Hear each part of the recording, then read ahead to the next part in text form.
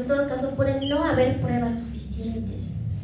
Si no hay pruebas suficientes, entonces aquí en la etapa investigativa generalmente y a grandes rasgos el fiscal dicta sobreseimiento, no sé si han escuchado alguna vez. Y aquí, por ejemplo, en la etapa probatoria, acá se tienen que demostrar las pruebas, todo, y aquí el juez tiene que dictar una sentencia. Pero si no hay suficientes pruebas, ¿qué sentencia va a dictar? Absolutorio, porque no hay pruebas, entonces lo va a absolver. ¿Ya? Entonces, la criminalidad impune es aquel conjunto de delitos que pueden en efecto haberse cometido, pero no hay las pruebas suficientes como para dictar una sentencia condenatoria. Por eso se dice impune. Muchos dicen, ay, hay que ver la impunidad, o no hay justicia, porque en realidad sí se ha cometido, pero no hay pruebas. Ese es el problema. Recuerdo que el doctor Villarroel en procesal civil nos decía que la clave en cualquier proceso son las pruebas. Con eso siempre se ganan los procesos. Así que esa es criminalidad impune. ¿Ya? Ahora otra. A ver, Melanie, ¿no? La criminalidad judicial, ¿a qué se refiere?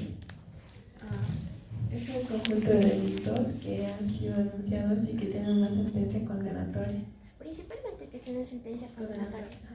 Porque cuando ya dices que tiene sentencia, implícitamente ya sabemos que se ha denunciado, ¿no?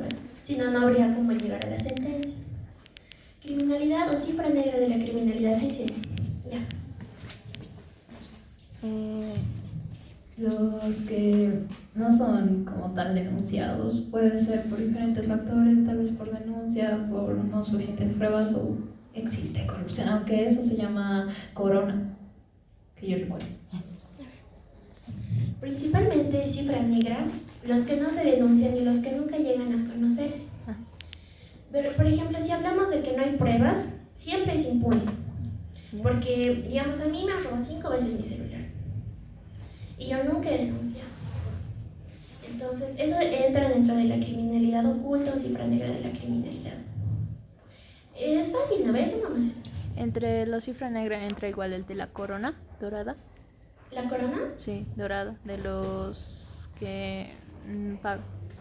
¿Delitos de cuello blanco? Algo así. O sea, los que tienen plata y Sí. sobornan y Sí, no llegan. pero que no llegan. No necesariamente. Porque, a ver, las personas que tienen dinero, si bien pueden meter, pueden meter plata, ¿no? Para que cualquier cosa, va a haber una denuncia. Depende del caso, ¿no? Digamos, a ver, ¿a quién le quieren denunciar que tenga dinero?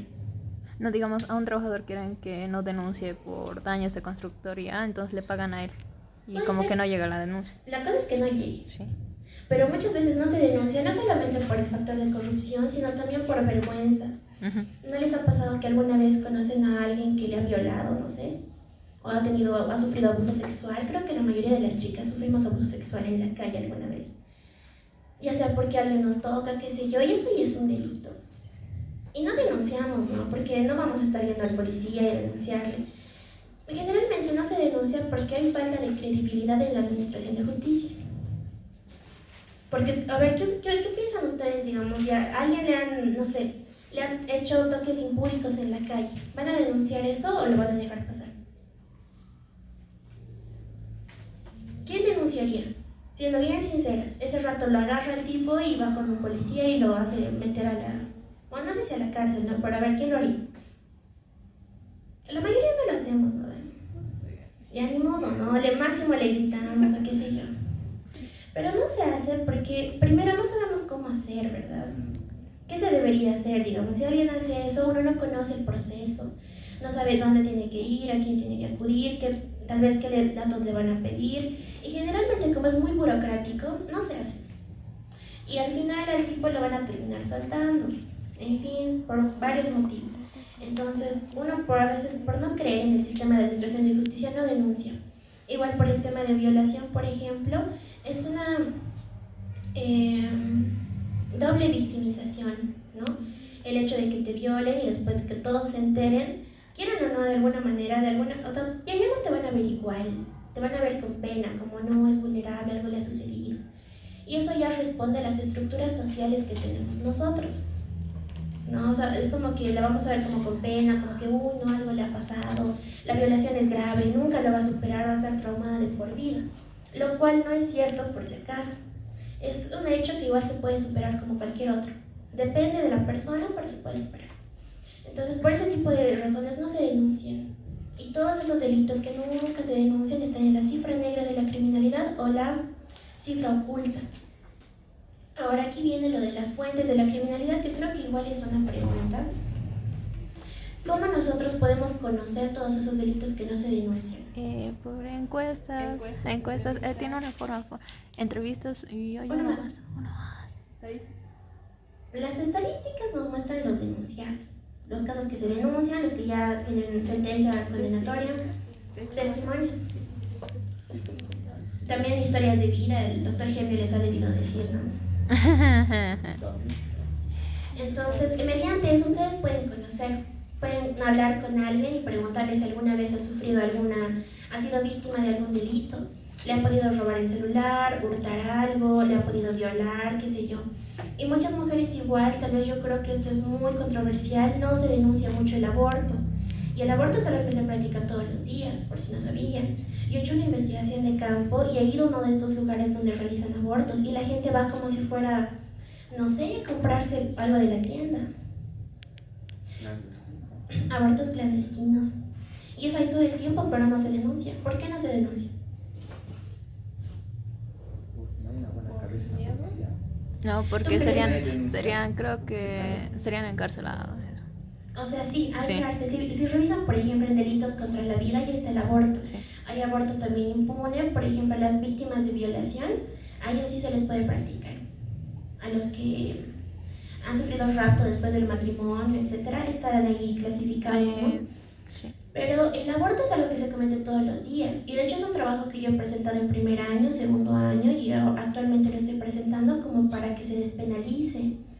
¿Por qué? Porque ¿cuál es la función del derecho penal? Eso hemos visto. ¿Cuál es la función del derecho penal? Hemos visto cuando el doctor se ha faltado una clase presencial y era en la noche. ¿Cuál es la función del derecho penal? Pregunta muy simple, ¿no? Parece muy simple, pero ¿cómo uno puede responder? ¿Cuál es la función del derecho penal? Calidad. Más que castigar o sancionar, prevenir.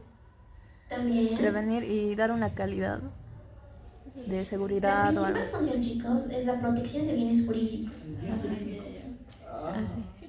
Casi. No se tienen que olvidar, se están olvidando. La protección del bien jurídico. ¿Y qué pasa con el aborto que se comete todos los días? ¿Se está protegiendo el bien jurídico? No. Básicamente estamos viendo que el derecho penal está siendo ineficaz para proteger la vida, en este caso del feto, porque la vida del feto es el bien jurídico para el tipo penal de aborto. Si el derecho penal no está cumpliendo con su objetivo, eso quiere decir que no sirve para proteger la vida del feto. Y si el derecho penal no sirve, hay que buscar otros mecanismos para protegerlo. Generalmente estos otros mecanismos son políticas públicas. Y ahí entra lo que el doctor alguna vez les ha mencionado, que es la política criminal. ¿Se acuerdan? ¿O no les ha mencionado?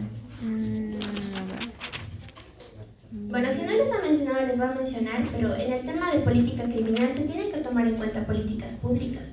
Porque si se dan cuenta, es muy fácil sacar una ley, yo prohíbo el aborto, o el aborto va a tener 30 años de privación de libertad.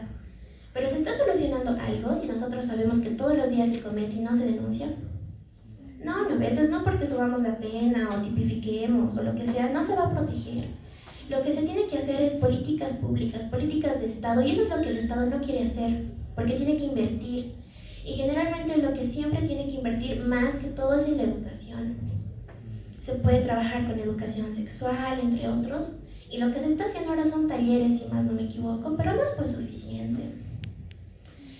Deberían haber campañas inclusive de colocar métodos anticonceptivos de manera gratuita a todas las mujeres.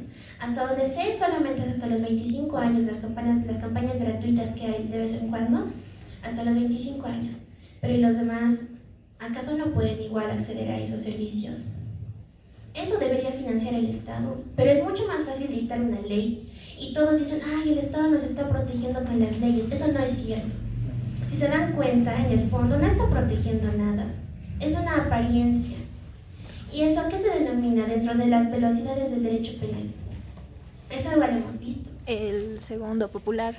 Sí, el derecho penal de segunda velocidad o derecho penal simbólico. Se dice simbólico porque, o sea, simplemente está ahí porque sí. Pero en realidad no está protegiendo nada, solamente busca rédito político, apoyo político. Si digamos yo saco una ley que penalice el aborto hasta 20 años y ustedes que son pro vida, me van a apoyar, ¿no ven? Para decir, está valorando más la vida del feto, pero en realidad lo estoy haciendo. No, pues porque no me estoy encargando de que se cumpla la ley, no me importa si se cumple o no, simplemente estoy sacando la ley y ya. Eso se llama derecho penal de segunda velocidad. Solamente se saca ley con el objetivo de obtener rédito político. Ahora, los conceptos de los primeros temas yo les he pasado en mis apuntes, así que no creo que tengan problema con eso. Angie, ¿podríamos ver de las normas en blanco? Eso, desde ahí nos hemos perdido. La siguiente semana voy a preparar una práctica para normas penales en blanco y normas penales abiertas. Ya. Va a ser como lo que hemos hecho con la norma primaria, pero esta vez con norma penal en blanco y normas penales abiertas. ¿Ya? Ahora seguiremos con esto porque algunos están olvidando conceptos muy básicos. A ver, segunda pregunta. ¿Las fuentes de la criminalidad radican en la exposición de motivos, verdadero o falso? ¿Cuál es la respuesta? Y ustedes tienen que decir por qué. Las fuentes de la criminalidad radican en la exposición de motivos, ¿verdadero o falso? ¿Por qué?